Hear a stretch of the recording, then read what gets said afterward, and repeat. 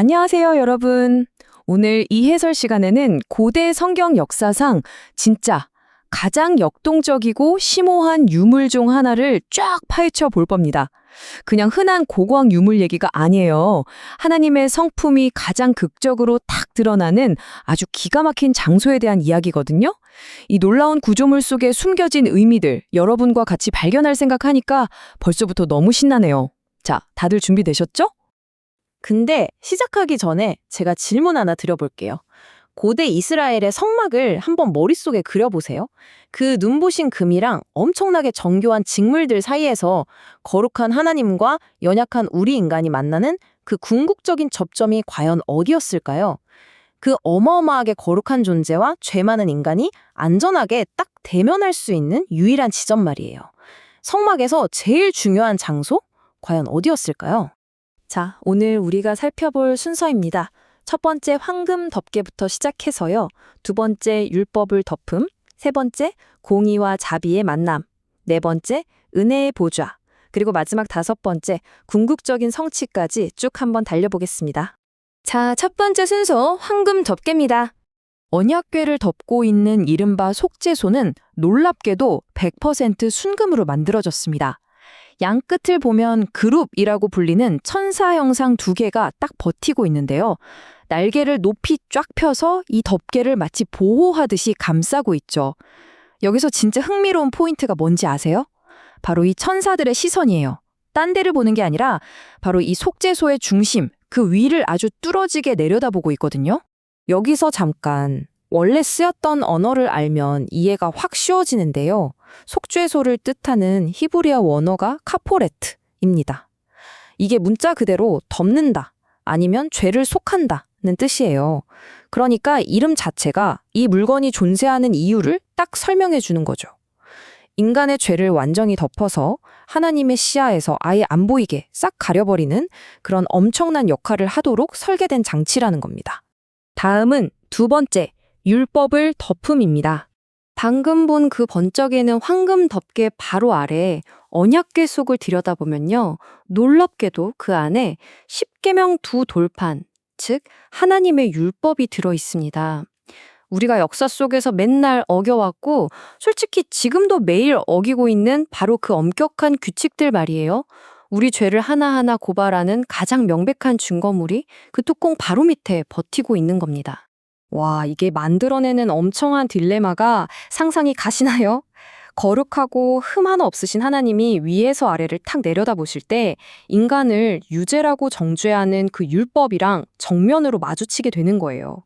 하나님의 본성에 따르면 율법을 어긴 사람한테는 즉각적이고 아주 엄격한 심판을 내리셔야 하잖아요. 그럼 이 죄 많은 우리를 고발하는 율법을 뚫어지게 보고 계신 하나님 앞에서 대체 어떻게 살아남을 수 있을까요? 진짜 숨막히는 상황이죠. 이어서 세 번째, 공의와 자비의 만남입니다. 매년 딱 하루, 대속죄일이 되면요, 이스라엘의 대제사장이 희생당한 동물의 피를 들고 지성소로 들어갑니다.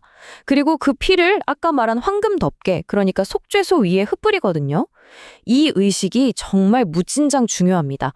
왜냐하면 이 희생의 피가 하나님의 시선하고 그 아래 깨어진 율법 사이에 절대적인 방패를 하나 만들어주기 때문이에요. 이제 하나님은 우리를 고발하는 율법 대신에 그 위에 덮여진 생명의 피를 보시게 되는 거죠. 바로 이 지점에서 진짜 소름 돋게 완벽한 조화가 일어납니다. 한번 보세요. 한쪽에는 죄를 지었으면 사망이라는 대가를 치르라고 냉정하게 요구하는 하나님의 공의가 있죠. 근데 다른 한쪽에는 대신 피 흘려준 누군가 덕분에 주어지는 따뜻한 자비가 있어요.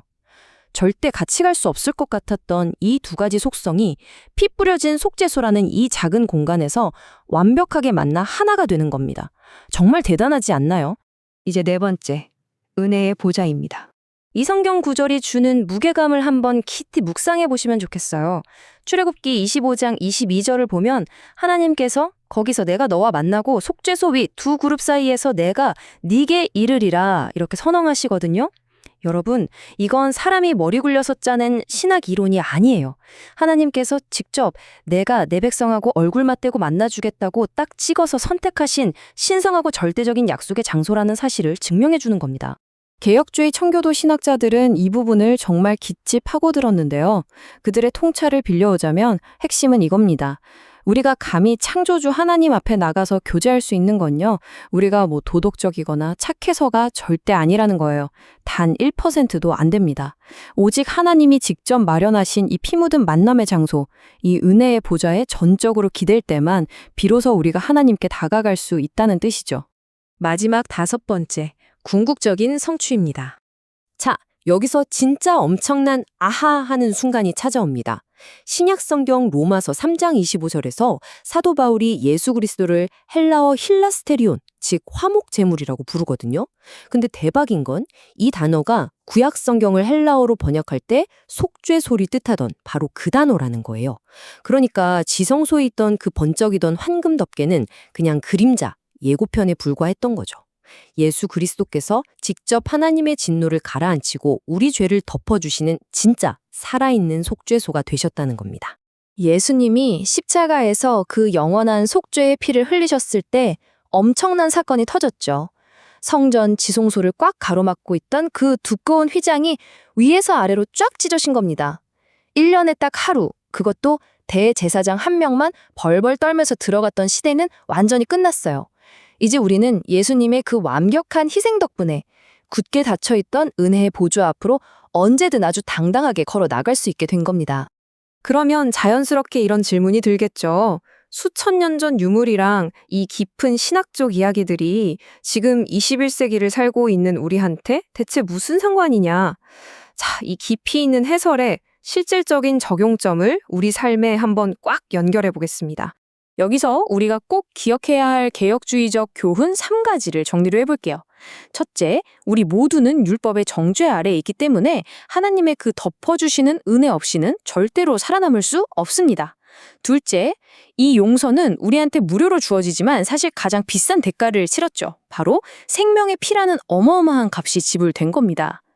그리고 마지막 셋째, 그리스도께서 단 한 번의 영원한 속죄로 우리가 언제든 하나님께 나아갈 수 있는 길을 활짝 열어주셨습니다.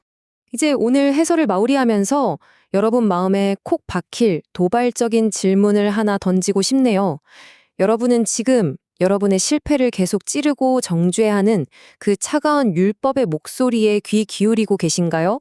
아니면 여러분을 위해 피 흘리신 그 참된 속죄소 예수 그리스도를 바라보면서 진정한 자유를 누리고 계신가요? 오늘 이 시간이 여러분의 영적인 시선을 다시 맞추고 더 깊은 은혜를 갈망하게 되는 그런 시간이 되었기를 바랍니다. 끝까지 함께해 주셔서 감사합니다.